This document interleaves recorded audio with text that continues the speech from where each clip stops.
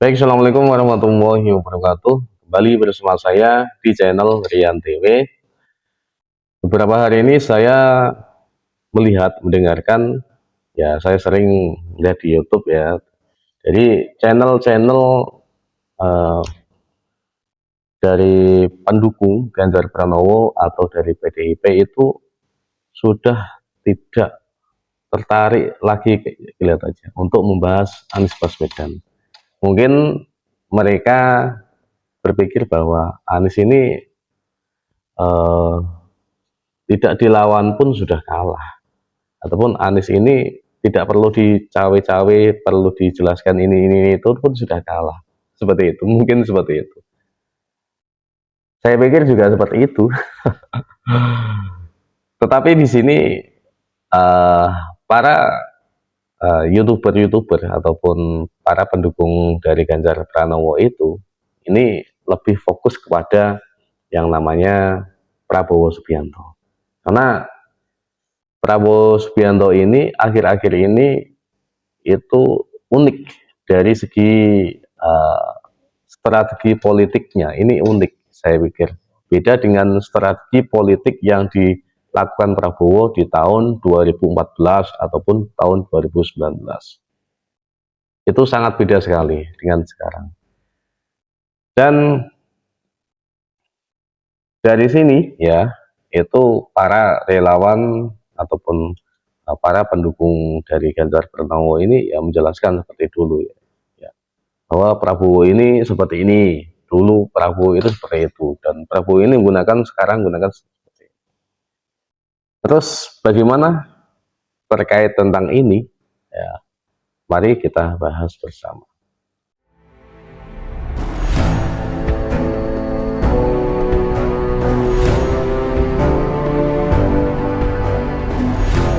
Jadi Prabowo itu mulai ikut terjun ke dalam Pilpres itu sebenarnya tahun 2009, di mana saat itu Prabowo mendampingi Megawati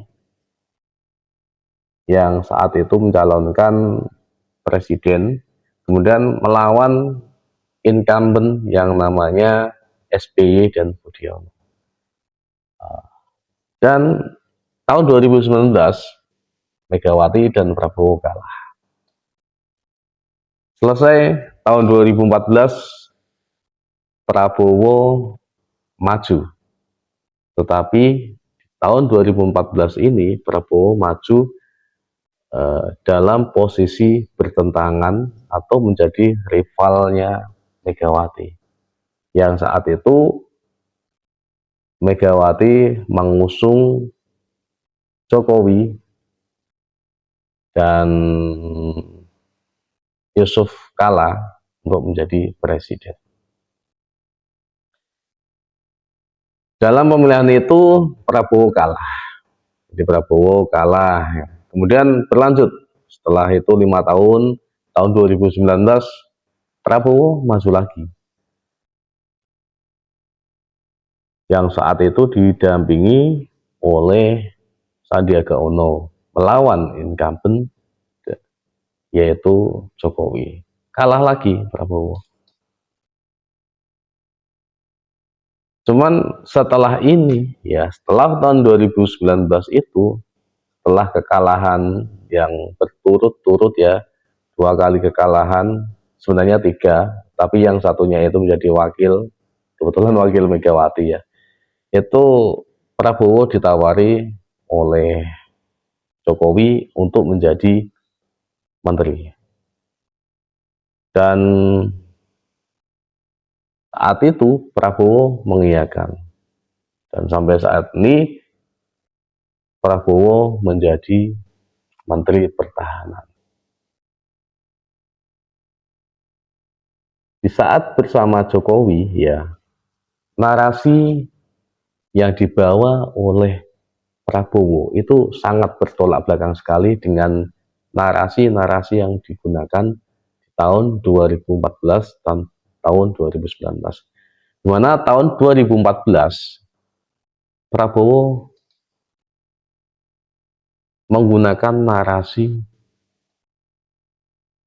bahwa melawan Jokowi atau melawan PDIP. Dengan pendukung Prabowo saat itu menggunakan politik-politik ya hitam atau black campaign, yang saat itu isu yang paling panas itu adalah tentang terkait masalah bahwa Jokowi itu bukan orang Islam, bahwa Jokowi itu adalah keturunan PKI.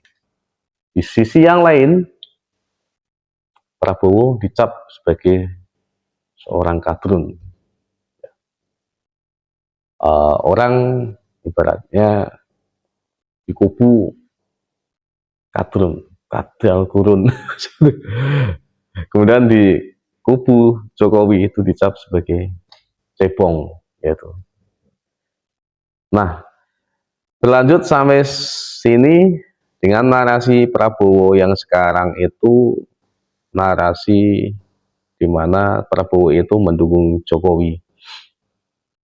Dan sekarang narasinya adalah narasi ingin menyatukan dengan membawa narasi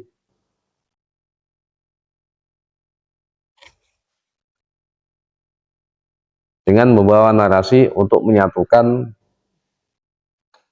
negeri ini dengan mengatakan bahwa Prabowo akan mengajak lawan-lawan politiknya kalau menang nanti untuk masuk dalam pemerintahannya.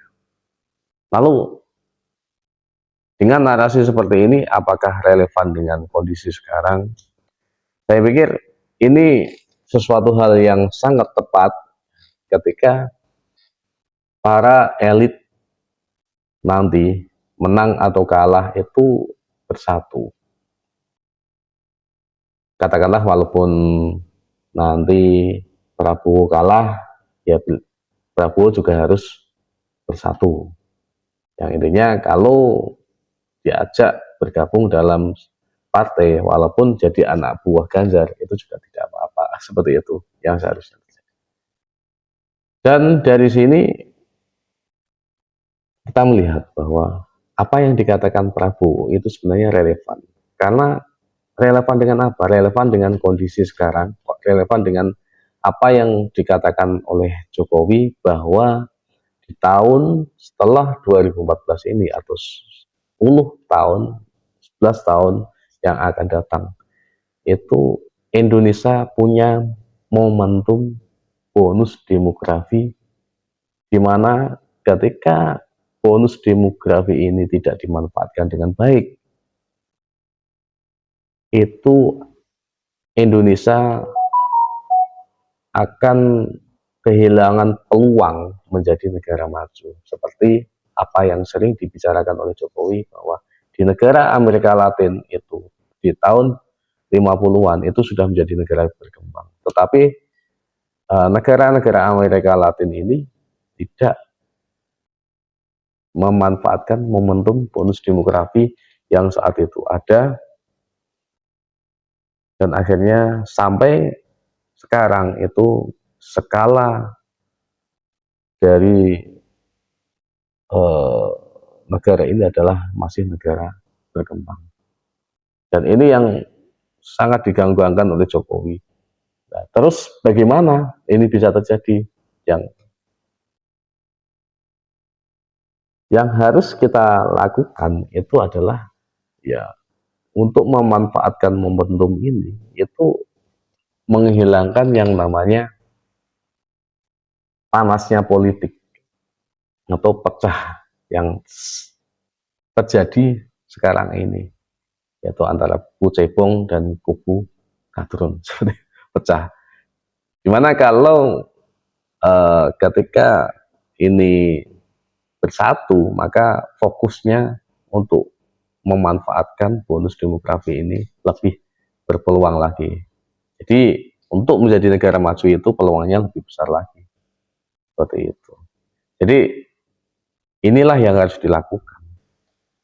Dengan kekalahan-kekalahan Prabowo di masa lampau, kemudian sekarang ingin maju menjadi presiden kembali, apakah ini dinilai sebuah hal yang ambisius Saya pikir ini adalah sebuah hal pengorbanan jiwa dan raga, dan kalaupun seorang Prabowo ini memimpin, itu tidak ada timbal balik yang semestinya yang besar selain nama saja, seperti itu.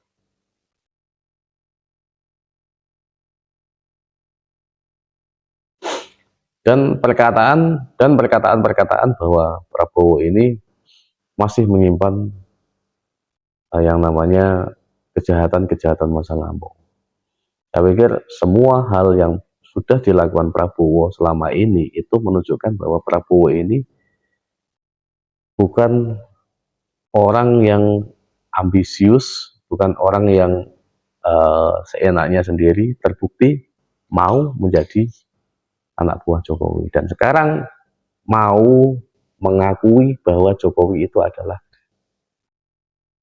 pemimpin yang sangat bagus, yang menjadi tauladannya Prabowo, seperti itu. Saya pikir ini adalah pemimpin yang tepat saat ini untuk menyatukan negara yang sekarang masih pecah kongsi antara satu sama lain.